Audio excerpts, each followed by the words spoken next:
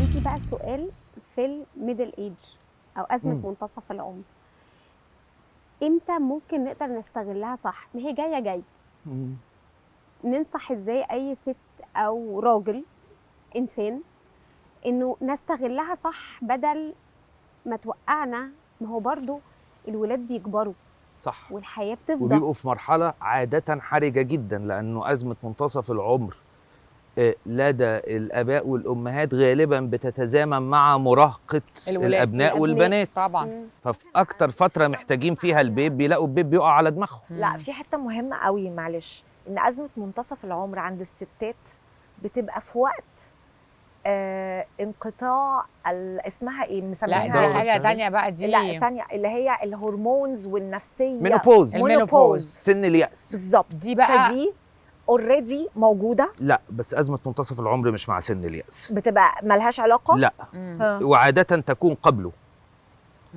عادة تكون طبعا يعني نخلص دي في وندخل على منتصف دي؟ الأربعينيات. نعم، يعني نخلص يعني دي. ايه اللي ازمه منتصف العمر اول وبعدين المينوبوز بعديها؟ طبعا ممكن يبقى في سن يأس مبكر لدى بعض السيدات، وممكن أزمة منتصف العمر تكون متأخرة وده يسبق ده أساسا مش يتقابلوا. ولكن أنا بتكلم عن الأفريج، الأكثر شيوعا. متوسط عمر دي قبل متوسط عمر دي من 5 ل 7 سنين. مهم قوي قوي قوي حضرتك تقول لنا الست في وقت المينوبوز نفسيا تتعامل مع جوزها وولادها ازاي؟ العكس، هم اللي يتعاملوا معانا ازاي او يفهم. كده انا عندي سؤالين. يلا. السؤال الاول، نستغل ازاي ازمه منتصف العمر بالشكل الصحيح؟ كلمه ورد غطاها. ما تبطلوش تتكلموا مع بعض. لو فضلنا نتكلم مع بعض هنعدي بكل الازمات.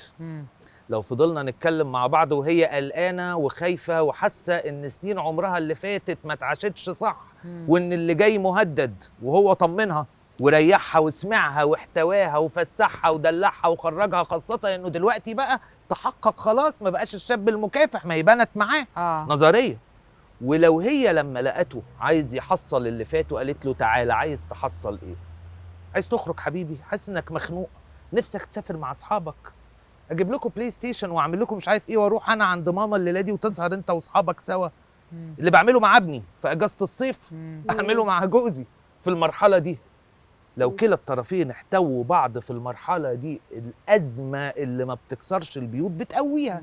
في المينوبوز او سن اليأس، اولا نصيحه واضحه جدا رجاء لاي ست بتسمعنا تمر بهذا، ارجوكي روحي لدكتور او دكتوره النساء، عشان علاج التعويض الهرموني مهم لصحتك النفسيه قبل الجسديه. احنا بنتكلم نفسيا.